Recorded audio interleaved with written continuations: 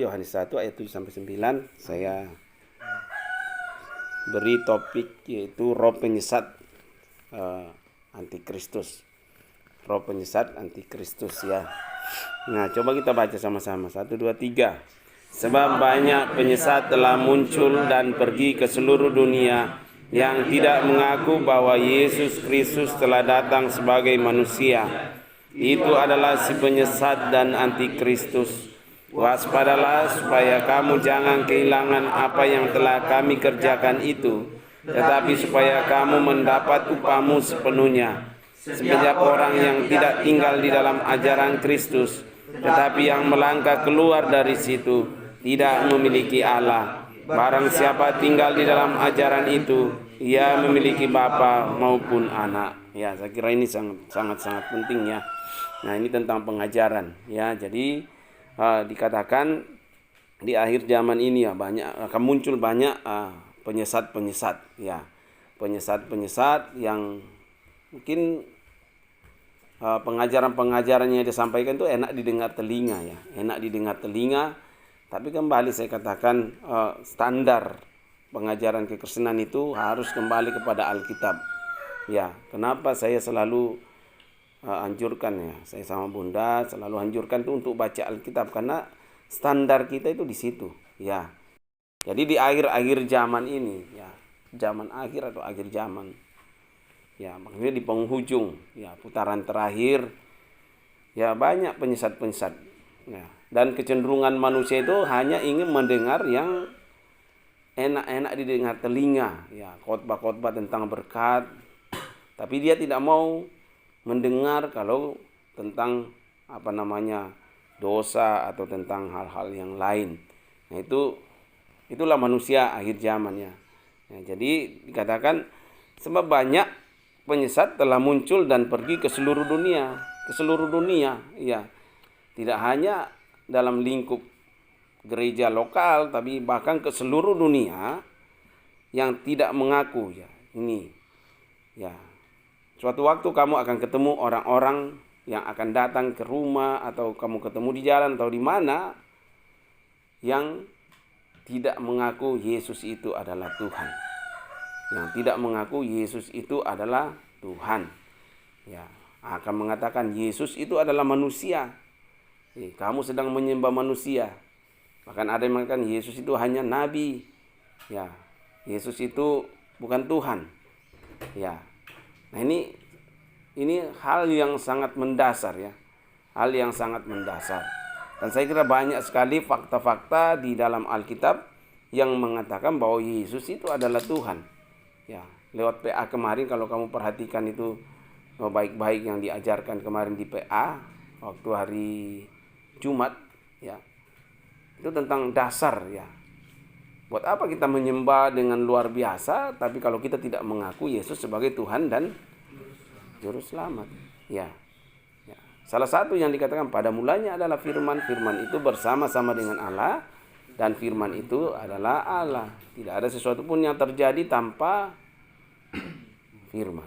Ya, artinya Allah, Yesus adalah Allah. Kalau ada yang mengajarkan, nanti akan kamu ketemu misalnya ada dari kelompok tertentu akan mengatakan Yesus itu bukan Tuhan. Ya. Tapi kembali kamu terpengaruh atau kamu tetap punya iman bahwa Yesus itu adalah Tuhan. Ya.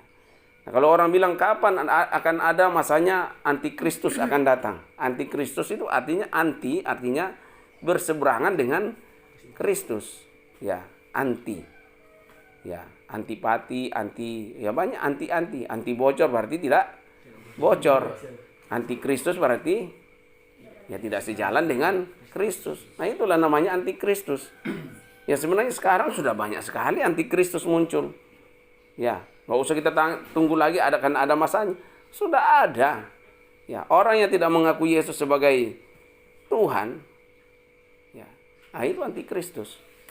Ya, orang yang tidak percaya bahwa Yesus itu adalah Allah, itulah antikristus. Ya, ya. Dan saya kira udah banyak sekali muncul ya. Kalau kamu pernah dengan teman-teman kamu yang tidak seiman, ya, kamu mungkin berkata, Tuhanmu itu manusia, kamu itu mempertuhankan manusia. Ya, kembali ke kamu yang mendengarkan. Ya, kembali ke imanmu. Makanya pelajari firman Tuhan. Tidak hanya sekedar baca, tapi ada rema yang kamu dapatkan dari situ. Ya, kalau kamu baca Alkitab, berdoa dulu. Ya, berdoa dulu, Tuhan singkapkan apa yang Tuhan mau sampaikan kepada saya. Tapi ketika kamu berangkat dari titik, saya membutuhkan Tuhan, saya mau berbicara dengan Tuhan, kamu akan memulai dengan doa. Kamu akan sungguh-sungguh. Saya mau berbicara dengan Tuhan. Berarti saya cari tempat-tempat yang bisa tidak mengganggu saya. Kalau kamu tidak pernah ketemu Tuhan, hidupmu itu tidak akan pernah berubah. Ya, saya ulang. Kalau kamu ketemu Tuhan, hidupmu pasti bisa berubah. Tapi kalau kamu tidak pernah ketemu Tuhan, hidupmu tidak akan pernah berubah dan tidak akan pernah mengubah orang lain. Tidak akan pernah jadi berkat bagi orang lain. Ya. Sering saya katakan, manusia zaman dulu di Papua, di daerah-daerah lain, di Toraja juga. Kalau kamu ke Toraja, di kampung saya itu banyak tengkorak-tengkorak di atas rumah.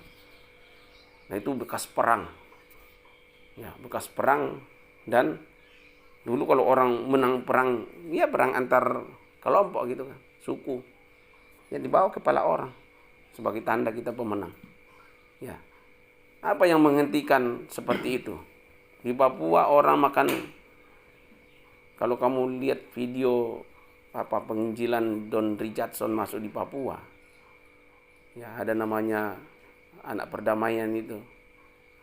Ya, misalnya Antok saya membunuh, ya saya baik-baik dulu Antok, saya pelihara dia kayak babi gitu.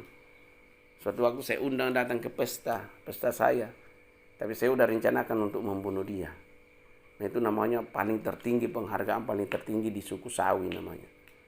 Ya. Dibunuh. Kemudian dibagi-bagi dagingnya. Ada yang dapat jarinya untuk cincin, ada untuk ini. Ya. Mereka pesta, makan sama-sama daging manusia. Itu zaman dulu. Apa yang mengubahkan semua itu? Ketika Injil masuk di sana. Ketika firman Tuhan masuk di sana. Jadi yang bisa merubahkan seorang itu firman Tuhan. Nah, kembali kalau kamu berangkat membaca Alkitab karena untuk memenuhi aturan manusia, potong tangan saya, potong leher saya kalau kamu bisa berubah. Ya. Tapi kalau kamu berangkat dari saya butuh Tuhan. Saya butuh Tuhan. Lihat, keajaiban Tuhan akan terjadi dalam hidupmu. Ya. Kamu lihat. Ya. Nah, kembali ke sini, ya. Percaya bahwa Yesus telah datang sebagai anak manusia, dia adalah si penyesat dan antikristus. Waspadalah supaya kamu jangan kehilangan apa yang telah kami kerjakan itu. Ya, ini surat Yohanes itu. Waspada. Para rasul sudah mengajarkan kepada jemaat yang ada pada saat itu. Karena waspada, jangan sampai pengajaran yang telah kami sampaikan itu hilang. Ya. Kalau saya katakan juga, kita kita di sekolah, kita baca firman Tuhan, kita renungkan firman Tuhan, waspada supaya firman itu tidak hilang. Ya.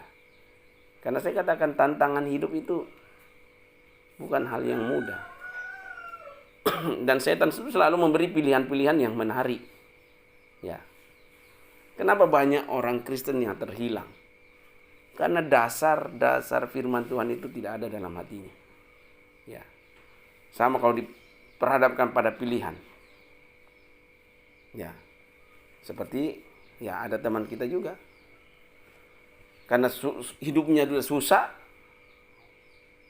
datang orang, ya walaupun dia lebih tua dari dia, mau melamar dia dan orang itu kaya. Tapi dia harus pindah agama. Dia udah bilang, daripada saya hidup menderita, lebih baik saya pindah. Di mana firman dalam hidupnya? Nah ini, ya iblis itu selalu menawarkan hal-hal yang manis. Ya, tapi manis di awal, menderita di akhir. Ya, makanya Kembali ke sini. Apa yang sudah kami ajarkan? Ya, artinya apa yang sudah firman Tuhan ajarkan kepada kita, baik di tempat ini, baik di sekolah, baik ketika kamu ikut KKR, ikut pertemuan-pertemuan, entah di Windu, entah di Mahanaim, di gereja, di PA, lewat Zoom atau lewat apa, itu jangan sampai hilang. Ya, tapi tanamkanlah di dalam hati kita yang paling dalam. Karena itu senjata yang akan menjawab setiap tantangan, setiap persoalan. Ya. Siapa yang masih ikut?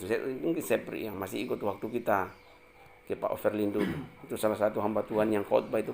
Iblis itu kalau mengeluarkan satu panah bisa ribuan.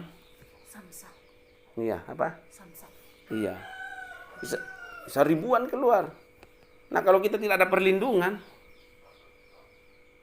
ada panah sakit hati, ada panah tersinggung, ada panah cinta, ada panah kekecewaan, panah-panah itu keluar semua. Ya. Akhirnya apa? Kita nggak ada benteng firman. Akhirnya kita kembali ke masa lalu.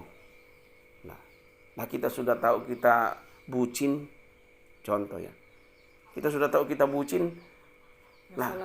Masa lalu kita bucin. Oh, kita masih kembali ke situ. Lah, apa bedanya dengan anjing yang kembali ke muntahnya? Ya, harusnya kita udah mengalami perubahan. Masa lalu saya sudah kayak gini. Lah, saya harus tinggal. Ya.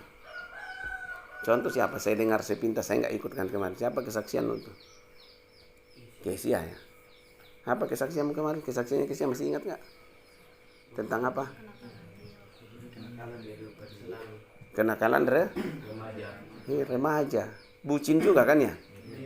Iya. Kalau kita udah tahu dulu saya seperti ini, lah kenapa sekarang kita masih, contoh misalnya masih telepon-teleponan, I love you.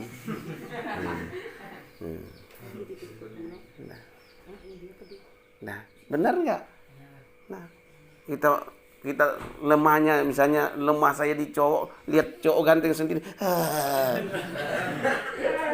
Nah, kita tahu kelemahan kita masing-masing kan? Nah, kalau kita udah tahu saya mudah dipengaruhi laki-laki, baru dibilang I love you sudah, aduh. Nah, itu kita tahu kelemahan kita kan? Ya. Saya baru lihat cewek cantik sedikit, mata aku sudah muter 180 derajat. Nah, ya itu tahu kita kelemahan kita kan. Kenapa kita kembali ke situ? Ya justru kita harus membentengi diri kita dengan firman Tuhan yang kita dengar. Jadi setiap orang yang tidak tinggal di dalam ajaran Kristus tetapi yang melangkah keluar dari situ tidak memiliki Allah. Perhatikan baik-baik ya. Setiap orang yang tidak tinggal di dalam ajaran Kristus. Ajaran Kristus yang mana? Alkitab itu. Ya. Ada semua di situ kan. Ajaran Kristus ada semua di situ. Orang yang tidak tinggal dalam ajaran itu dan melangkah keluar, dia tidak memiliki Allah. Kalau Allah tidak ada dalam diri kita, apa yang terjadi? Ya. Apa? Ya. Kacau. Firman yang sudah ada dalam diri kita itu jangan hilang lagi. Ya, karena kalau tidak ada firman berarti kita tidak memiliki Allah. Barang siapa tinggal di dalam ajaran itu, ia memiliki Bapa maupun